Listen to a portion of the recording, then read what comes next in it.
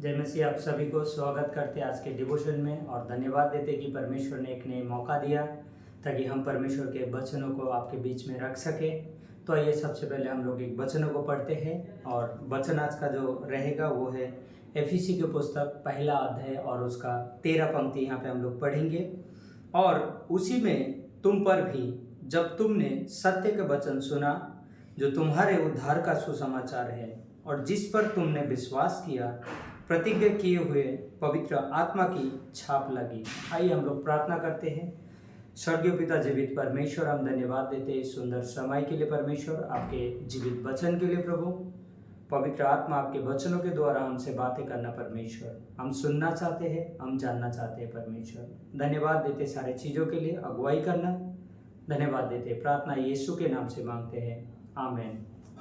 जिस तरीके से हमने आज ये एक वचन को पढ़ा एफिसी की पुस्तक पहला अध्याय और उसका 13 पंक्ति, तो इस पंक्ति के अनुसार मैं आज जो बात करने वाला हूँ और वो है कि छाप के बारे में हम लोग देखने वाले हैं। यानी कि मुहर भी आप कह सकते हैं, यानी कि जो हम स्टैम्प पे छाप लगाया जाता है या मुहर लगाया जाता है, उस तरीके का छाप के विषय में हम देखेंगे। और जैसे यहाँ पर लिखता है कि जो एफिसी के पुस्तक लिखा है पौल ने, जो एफिसी के लोगों के लिए जो लिखा है, तो एफिसी लोगों ने सबसे पहले क्या किया उसमें फिर से हम लोग पढ़ते हैं और उसको थोड़ा समझने की कोशिश करेंगे। और उसी में तुम पर भी जब तुमने सत्य का वचन सुना, सबसे पहले कहा कि सत्य का वचन सुना। और सत्य का वचन क्या है? हम जानते हैं कि सुसमाचार जो परमेश्वर के प्रेम के संदेश है, उसने क्या हुआ, सबसे पहले एफिसी के लोगों ने सुना है, पहले यहाँ पे कह रहा है। उसके बाद कह रहे हैं कि जो तुम्हारे उद्धार का सुसमाचार है, यानी कि सुसमाचार के द्वारा ही उनको उद्धार मिला है। जैसे कि एफिसी के पुस्तक दूसरा अध्याय उसका 8 और 9 पे अगर हम लोग जाते हैं तो वहाँ पे क्या लिखता है? वहाँ पे लिखता है क्योंकि विश्वास के द्वारा अनुग्रह ही से तुम्हारा उद्धार हुआ और यह तुम्हारी ओर से नहीं वरन परमेश्वर का दान है। ओके, और ना कर्मों के कारण ऐसा ना हो कोई घमंड करे। यानी कि उद्धार जो है वो परमेश्वर की ओर से हमें मिला है सबसे। और उसके बाद कहते हैं कि प्रतिज्ञा किए हुए पवित्र आत्मा की छाप लगी। जब हम छाप के बारे में बात करते हैं कि एक विश्वासी के जीवन में जो परमेश्वर ने छाप लगाया, यहाँ पे कहते हैं कि पवित्र आत्मा के द्वारा हर एक विश्वासियों के ऊपर क्या किया? छाप लगाया गया। क्योंकि परमेश्वर ने छाप लगाने के मतलब होता है कि अपना लिया है। यानी कि पहले हम संसार के थे, लेकिन जब परमेश्वर को ऊपर हमने विश्वास किया, यानी कि यीशु मसीह के ऊपर विश्वास किया, तो हमारे ऊपर उन्होंने मुहर यानी कि उन्होंने छाप लगा दी और पूरी रीति से हम आज उनके बन चुके हैं। और पवित्र आत्मा, इस छाप का महत्व क्या है? जो पवित्र आत्मा हमें छाप लगाया है उसके महत्व क्या है? उसके महत्व ये है कि यहाँ एक पूर्ण लेन देन के बारे में हमें बात करता है। जैसे कि अगर हम कानूनी के तौर पे बात करते हैं, जैसे कि दस्तावेज होता है जो कोर्ट कचहरी का या जो भी कागज का काम होता है, जहाँ पे वो संपूर्ण हो जाता है उसके कार्य, तो उसके बाद क्या करते लोग? मुहर लगा देते, यानी कि छाप लगा देते हैं कि ये कंप्लीटेड,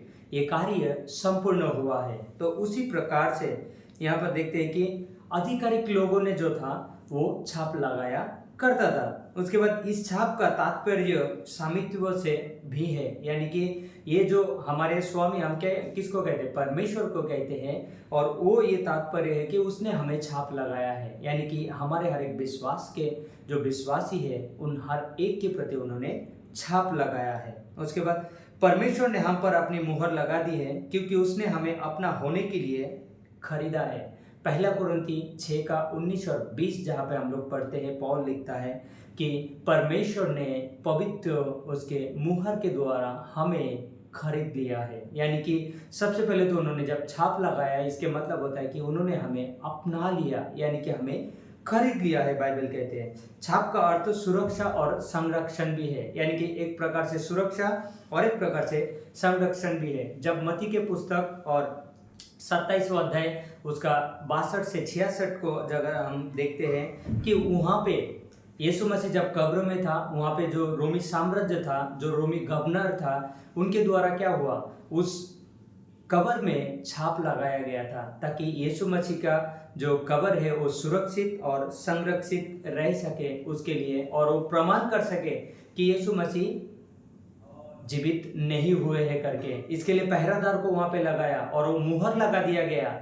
यानी कि उसको पत्थर को पहले, सबसे पहले तो जब कब्र में रखा गया उसके बाद उसके मुंह पे पत्थर लगाया गया और उस पत्थर में छाप लगाया गया, यानी कि रोमी साम्राज्य का छाप लगाया गया, कोई उसको छू नहीं सकता है।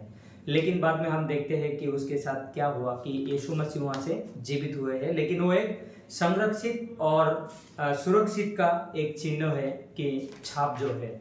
उसके बाद यूहन्ना के 14 अध्याय 16 से 17 अगर हम लोग पढ़ते हैं, उसके अनुसार पवित्र आत्मा हमेशा विश्वासी के साथ रहता है। यानी कि जो पवित्र आत्मा दिया गया है, जो परमेश्वर ने वायदा किया था, यानी कि यीशु मसीह के जीवन को जब हम देखते हैं, यीशु मसीह जब स्वर्ग जा रहा था, अपने चेले लोगों ने पूछा कि आप कब आओगे दोबारा, तो जो यीशु मसीह था उन्होंने ये कहा कि मैं पिता के पास जाता हूँ, अगर मैं नहीं जाऊँगा तो तुम्हारे लिए जगह कैसे तैयार करूँ।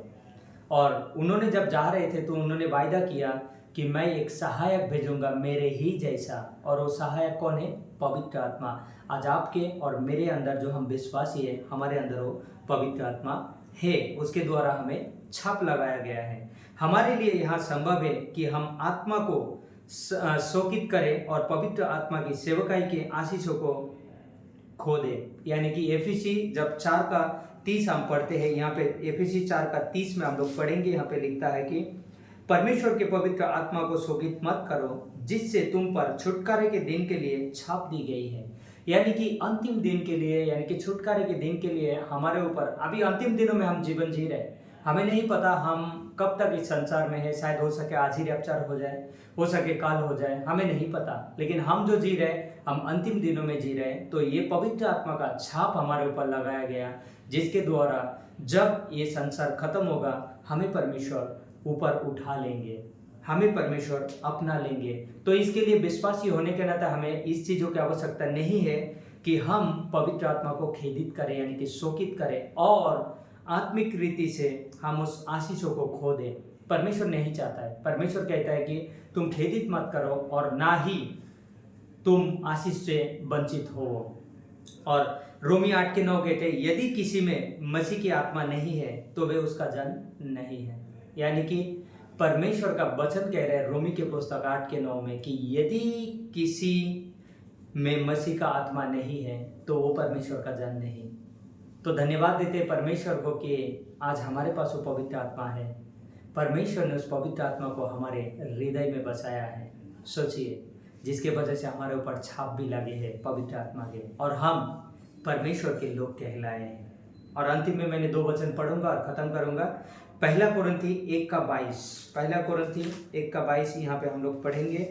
यहाँ पे अच्छा एक खूबसूरत वचन है, यहाँ पे लिखा है,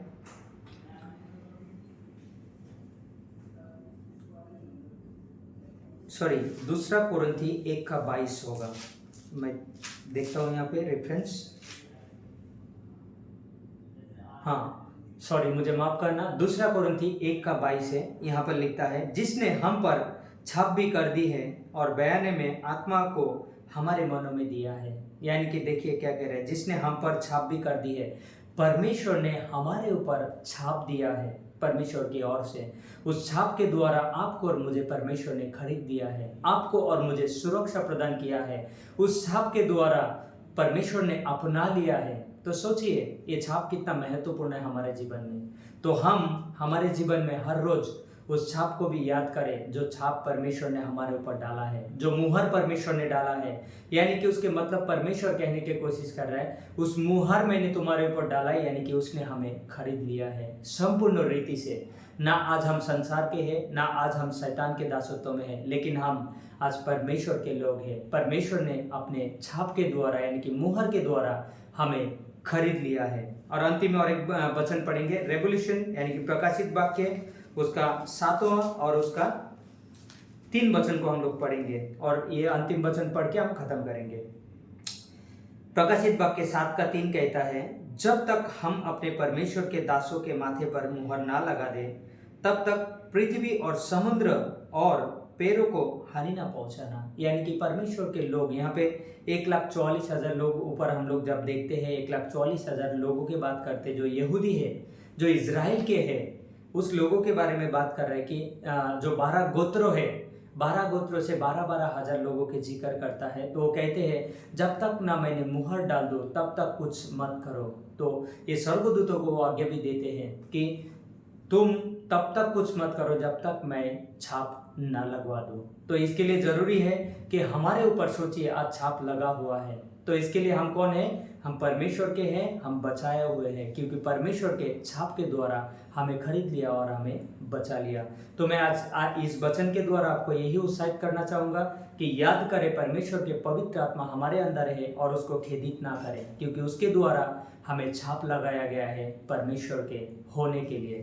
तो परमेश्वर इस वचन के द्वारा आप सभी को आशीष करें। आज के आपके दिन आशीषमय रहे। धन्यवाद। आमीन।